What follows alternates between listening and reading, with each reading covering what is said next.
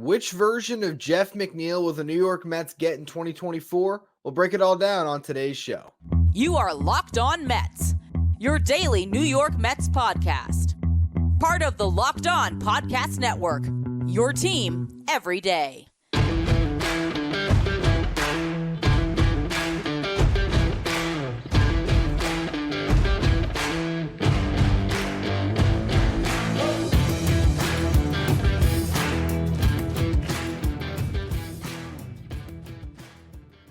Hello to all you amazing Mets fans. You're watching Locked On Mets, part of the Locked On Podcast Network, your team every day. I'm your host, Ryan Finkelstein. If you want to find any of my work, follow me on X at Finkelstein Ryan. You can also find some of my writing at justbaseball.com, where I work as the managing editor. Today's episode is brought to you by FanDuel. Make every moment more. Right on new customers, get $150 in bonus bets guaranteed when you place a $5 bet. Just visit FanDuel.com/lockedon to get started. Looking at Jeff McNeil's last 3 years, there seems to be a pretty clear correlation between his success and the team's success. 2021, the first time he struggled in the big leagues, because remember, he was a rookie in 2018, put up great numbers. 2019, his first full season, he was an all-star. 2020, shortened season, smaller sample, still put up really good offensive numbers. 2021, he's just bad all year. He had one good month, but for the most part, just struggles across the board. Frustrations boiling over. There was the raccoon gate, if you remember that whole saga with Francisco Lindor. It's just a bad year. Okay, vibes all-time low for McNeil, and the Mets sort of followed suit. 2022, he wins a batting title, Silver Slugger, All-Star. Mets win 101 games. Then last year, falls right back down to earth. Crashes. Mets, right there with him. I'm not saying that it is all tied to Jeff McNeil. It's not a direct correlation. It's not just, hey, if McNeil's good, the Mets will definitely be good. If he's bad, they're definitely going to be bad. There's other players out there. There's an entire pitching staff. There's a lot that goes into winning baseball games for the New York Mets. But Jeff McNeil is an important piece. And so I wanted to look back at last year and try to find where things went wrong. So I went month by month. And here's what I found. April, you look at the beginning of the season, he was great. He hit 298, got on base at a 416 clip. Now, why did he get on base at that ridiculous clip when he hit only 298? That's just McNeil, because typically you want him hitting closer to 315 to 320. It was the walk rate. He walked at a 13.3% clip. For his career, his walk rate's been less than half that. It's at 6.6%. So you don't expect him to walk like that, but it was really helping his numbers early on. May comes around, he stops walking. That drops down to a 4.4% clip. And all of a sudden, his on-base percentage goes from 416 in April to 313 in May. I'm talking about just month by month. I'm not talking about combining the two. He hit 279, not bad, but again, just a decline in performance. And the bigger thing, of his 29 hits that month, 28 were singles, 1 was a home run. Not that you expect Jeff McNeil to be, leading the extra base department, but you do think he's going to sprinkle in some doubles, maybe a couple triples, and leave the yard every once in a while. So that was a sign of bad things to come, and it all reared its ugly head in June, where nothing was falling for him. He hit 196, got on base at a 267 clip.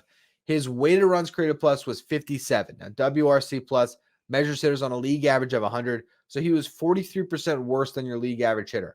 Compare that to April, where he was 39% better than your league average hitter with a 139 WRC plus. He also saw a big spike in strikeout rate. He was at 15.7%. Jeff McNeil's career strikeout rate is 11.4%. So strikes out more. He only walked at, again, about a 4% clip and just hit for a really low average. Now, the Mets went 7-19 in June. Again, I don't know if you can call it direct correlation, but there is something to it. When McNeil's good, the Mets are better, right? July comes around. Jeff McNeil hits 230, 309 on base, 310 slug, 78 WRC plus. Not good. Deadline happens. Pressure's off. The team isn't playing with this massive crippling weight on their shoulders because every single game they're failing to meet expectations. He's just playing for himself down the stretch, really. And what does he do in the final 52 games? He gets back to being Jeff McNeil. He hits 303, 342 on base, 466 slug. Really, actually, got back to sort of 2019 Jeff McNeil, because in those 52 games, he hit 7 home runs. Now, you extrapolate that over a full season, you multiply that 50-game sample by 3, 20 home run guy, that's not going to be Jeff McNeil. You want to see him hit for a higher average. That's the bigger thing. And even at 303 average, that's still not Jeff McNeil. Now, if he settles for something close to that, right? If he settles to be a middle of the great guy, the all-star player, and the guy that struggles, and he finds a middle ground in between, and he does hit 300, but he only gets on base at a 340 clip, and let's even say the slug drops a little bit, and he's instead of a 123 WRC plus guy like he was in those final couple months, it's more like 116. Jeff McNeil is still an extremely valuable player, when it comes to his overall production, because his defensive versatility is massive. To be able to start him in right field or at second base or in left field, or even in a pinch, if you had to throw him at third, you could. I'm sure eventually he can play some first base. They could do anything they want with Jeff McNeil, and that is a real value, especially when you're trying to work in young players like the Mets are going to do over the next 3 years. The final 3 years of his contract, there's also a 4th-year club option on that deal, or it's technically a 5th-year club option, but he already played the first year of that contract. This guy, just based on the defensive versatility and what he can bring to your lineup at its best, he's always going to be a valuable player. But there's a big difference between being an above-average regular that can play a bunch of positions, one of the best utility men in baseball, and just one of the best hitters in baseball. And McNeil is getting to this point where you have another bad season like he did last year, like he did in 2021, and you start to have that narrative form around you that you just can't be trusted year in and year out. And maybe all of a sudden, even though it was multiple seasons of being a great player, it was 18, 19, 20, 22. 4 of his 6 seasons, he has been an awesome offensive contributor. But again, 2 of his last 3, he hasn't been. So I think Jeff McNeil's in a precarious spot. And what I wanted to do is try to figure out what happened. Like, why was there such a great struggle throughout this season? What was it that changed compared to 2022? And what similarities can we find between 2021 and 2023? Because I think if you could solve those things, you can figure them out, you get a better understanding of what he has to do to be successful. And then it's just a matter of seeing if he puts it all together again this year. I do think there's something to be said about the weight of being on that Mets team, or just being on a Mets team that's struggling. And I think Jeff McNeil is the guy that can press. But you can't just have a player who's a key figure on your team only be good when the other guys around him are good. Because at that point, you're a player that's getting driven by other guys' success, even if it is something that propels you to being a great player in those moments. You need to be the guy that can step up when the rest of the team is struggling and help carry a team. That's what Pete Alonso does at a lot of different times. It's easier when you're a power bat. But Jeff McNeil needs to hit 320 this year if the Mets want to be successful. How does he do that? I'm going to break down what happened last year. Like I said, compare it to 2021 and 2022 and try to find where things can get corrected. So we're going to go through all that in just a minute. First, though, today's episode is brought to you by FanDuel. Only a couple of rounds left in the NFL playoffs. This makes it the perfect time to get on the action with FanDuel, America's #1 sports book. Right now, new customers are going to get $150 in bonus bets guaranteed when you place a $5 bet. That's $150 in bonus bets, win or lose. And the app is so easy to use. There's so many different ways you can bet. You go to same game parlays, live same game parlays. So as the game's going on, pull it up, you find something you like, you can still get in on the action. You can find bets at the new Explore tab.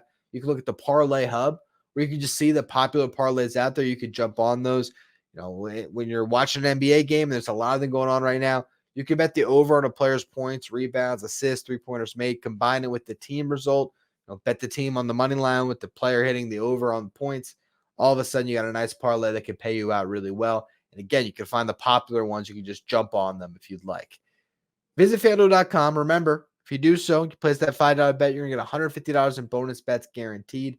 Again, that's FanDuel.com/lockedon to make your first bet a layup. FanDuel, official partner of the NFL. When I started doing research for the show tonight, I was trying to pinpoint something that would tell me why Jeff McNeil struggled so much last year. I think I found it. I went to Baseball Savant and I saw a drastic dip in sweet spot percentage from 2022 to 2023. Now, this naturally would lead you to ask, what is sweet spot percentage? And it's something I've never actually given too much thought. Just one of those numbers on Baseball Savant. You see the bubbles, you see which ones are hot. The dark red tells you, oh, he's great at this. The dark blue tells you awful. And there's always the stuff in between when you look at that slider. But sweet spot percentage is something I've seen and obviously been able to understand. Oh, if a sweet spot percentage is good, the hitter is generally good. But how is that different than barrel percentage? Because if you're finding the sweet spot on the bat, you're barreling up the baseball. Here is the big difference. Barrel percentage factors in exit velocity. So to barrel up a baseball, you got to hit it hard. Even if you're Jeff McNeil and don't hit the ball hard. So that's why McNeil's always going to rank pretty low in barrel percentage. That's not his game. But sweet spot percentage is a little bit different. In some respects, sweet spot percentage, which is tough to say as you just heard me butcher a second ago. Sweet spot percentage is almost a more literal definition of finding the barrel. It's where the ball is hitting on your bat. It is looking at the launch angle, really. So to find the sweet spot, you need to hit the baseball at 8 degrees on the lowest end, up to 32 degrees. That is the sweet spot. So if you have someone like Pete Alonso, who hits a towering home run with a launch angle of 40 degrees, which is not easy to do. It's just an absolute moonshot. He technically isn't finding the sweet spot on the bat. He got under it. He's just strong enough to hit the baseball out. I don't know at 40 degrees, but something close to that. Jeff McNeil, finding that sweet spot so important. It's what allows him to spray those line drives to, hit the ball on the ground and find holes, but not, hit the ball on the ground where it's hitting the infield grass, where instead he hits a line drive that, skips right off of the infield dirt into the outfield. It's that type of Jeff McNeil spraying the baseball that you know and love instead of popping out all the time. That's the difference. So for Jeff McNeil in 2022, he was in the 94th percentile in sweet spot percentage. It's when he wins the batting title. That was about 40% of the time he was finding the sweet spot on the bat. Last year, sweet spot percentage, 32.1%. That was in the 25th percentile. And to go back to 2021, trying to find a comparison between his two down years, his sweet spot percentage was all the way down at 30.4. So it shows you when Jeff McNeil's locked in, he's finding that barrel. It doesn't mean his barrel percentage is going to be high, but it means he's squaring up the baseball well. He's hitting it and putting the ball where he wants to.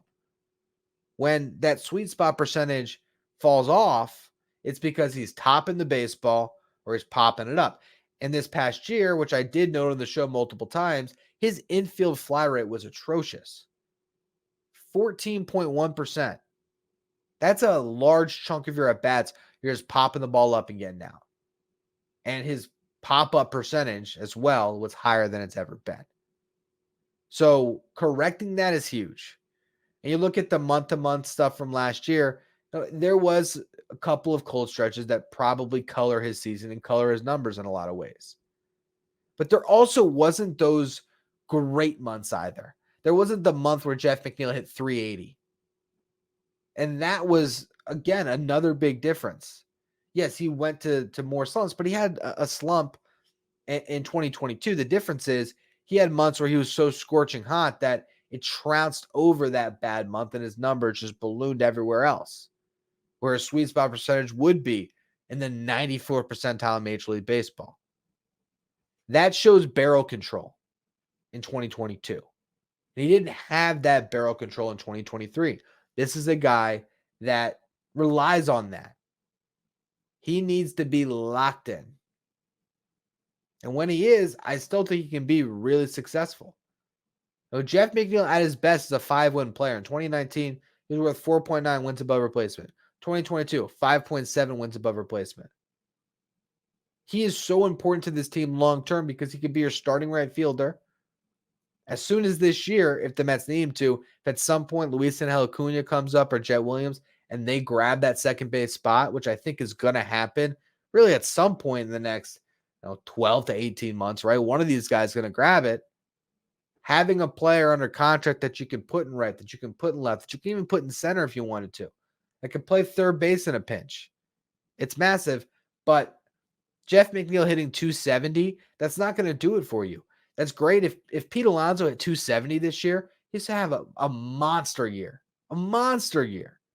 270 for Pete is fantastic because he's going to be slugging over 500. But for Jeff McNeil, he needs that average to be up. He's not going to walk a ton. I don't think he's going to change who he is as a player and suddenly walk at that 13% clip he did in April last year. That was a facade. That wasn't real. What's real is Jeff McNeil being able to waste pitches and then eventually get the pitch that he wants, deposit it into the outfield, collect his base hit. That's the best version of Jeff McNeil. And I do think he can find it again. But if he has another bad year, I'm telling you, that's going to start to color how we feel about him as a player. I think it already has. In 2021, people were down on Jeff McNeil when that season ended. 2022, he earned all of your trust and respect back. And then last year, it was another slide. And I do think part of it is the vibes of the team. I think he really does feed on that because I think he's a guy that does put that pressure on himself. So if the team is playing horribly, he's going to kind of follow suit. When the vibes are great, everyone's just free flowing and doing their thing. Yeah, Jeff McNeil can be awesome. Part of the problem with Jeff McNeil is, he doesn't have the strength to bail himself out. Everything has to be in a fluid motion for him. And that's including his mindset. All of it has to be working together for him to get the most out of his abilities to just be a good ball player. And overall, I think he always will be a good ball player, but I guess to be a great ball player. Because Jeff McNeil, at his best, can really move the needle for the New York Mets. We've seen it. But he can't be popping up the baseball all the time. He's got to find a way to impact the baseball, not even in the most positive, direction as far as driving it and improving his exit velocity and barreling up the ball more. No, it's as simple as finding that sweet spot, finding the holes in the defense, which I also think was part of the problem last year. The shift, I think, maybe play with his mind a little bit, or the lack of the shift. And I also think that had more fielders up the middle.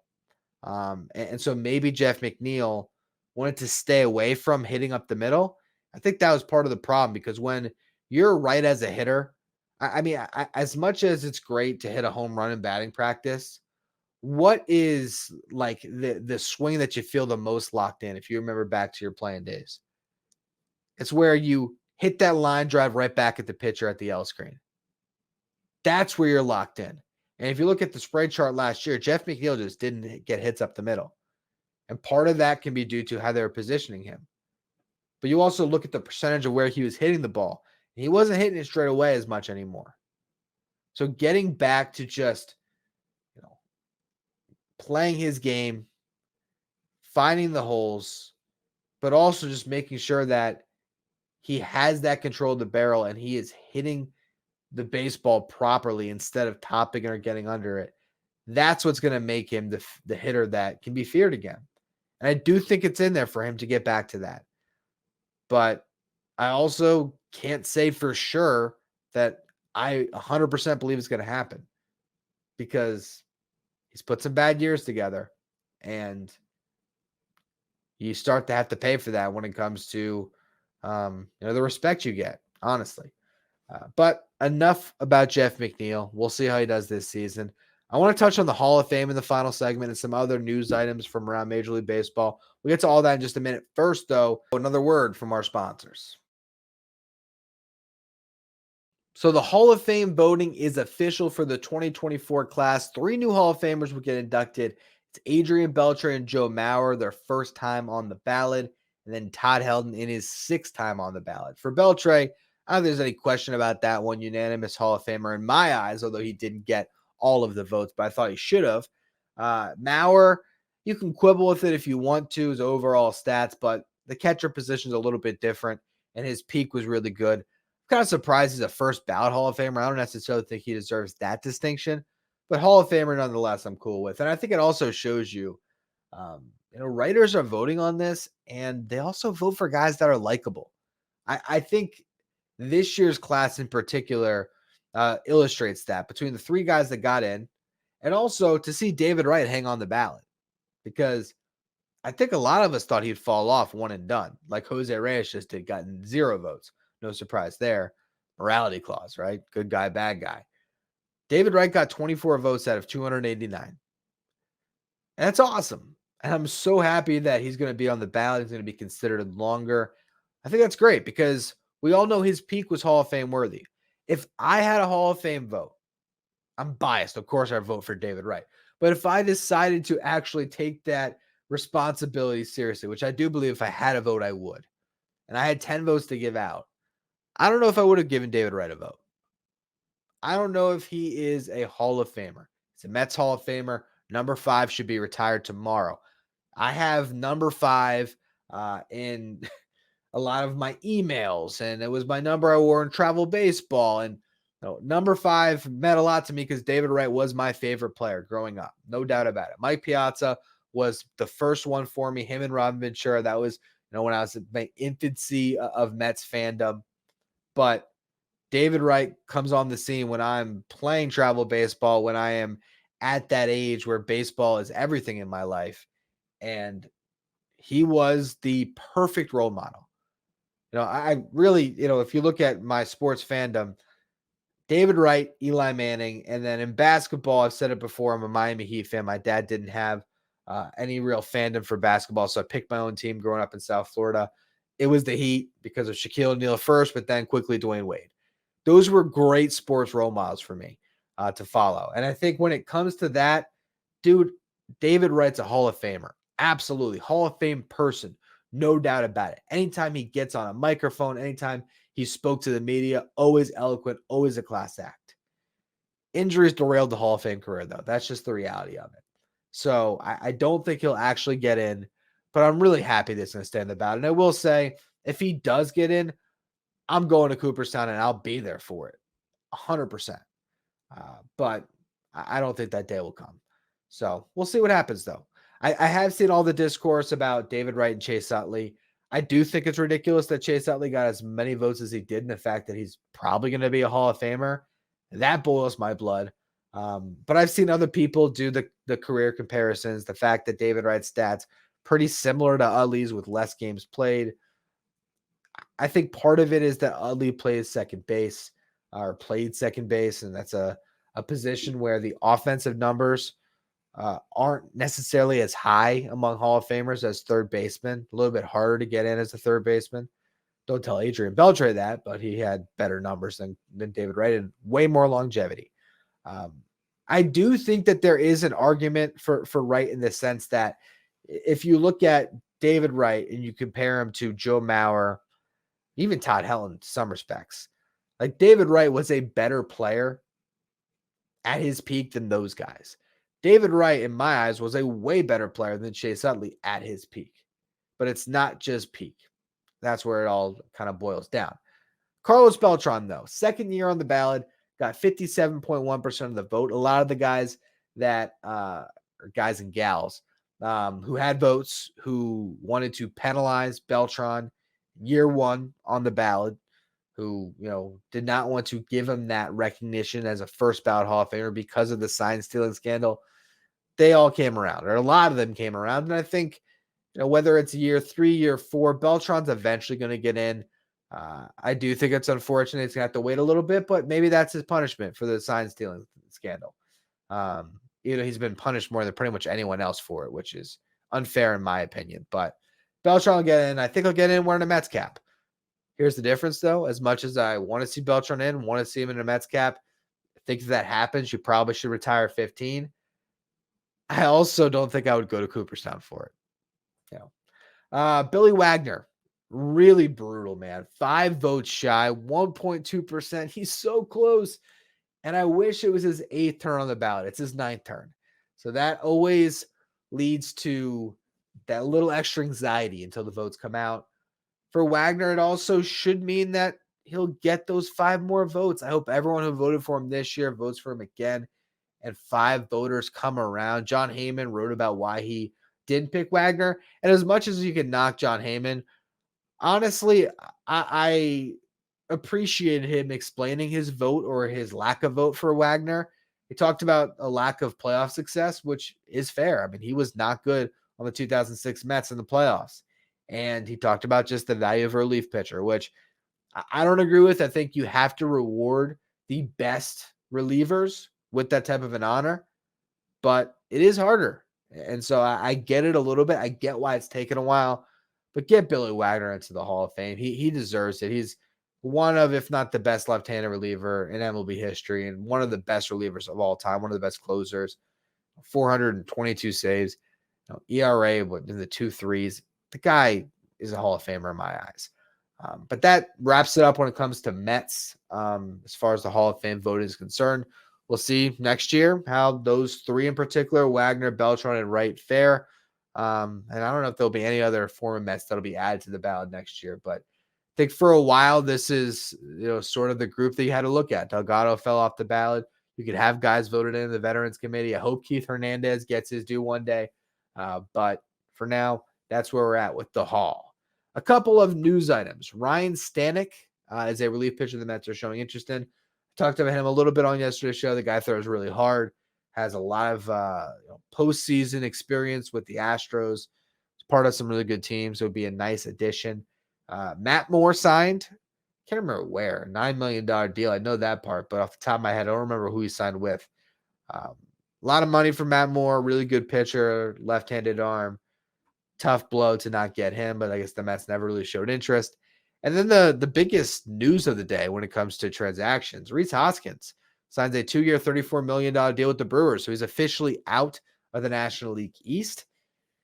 Kind of like that deal. Wish the Mets had signed him. I mean, gets an opt-out after year 1, which we sort of knew was going to be that type of a pillow contract, but $17 million per, not bad.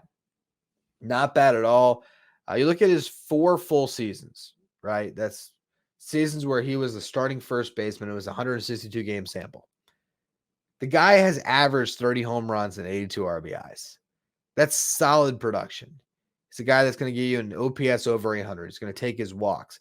He's a good player. Not a good defensive first baseman by any stretch, but he's going to out the Brewers a lot. And I think it might have been a missed opportunity to not be at least in the market for him at all, to be your DH, because, and who knows, maybe he didn't want to be a DH. Maybe that's why.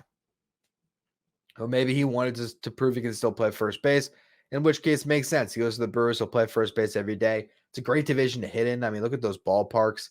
With Milwaukee has a good ballpark to hit in. Cincinnati, a great ballpark to hit in. Pittsburgh, a pretty nice ballpark to hit in. Chicago is kind of deceivingly a good ballpark to hit in. It's really a bad ballpark to hit in because of the wind and everything else.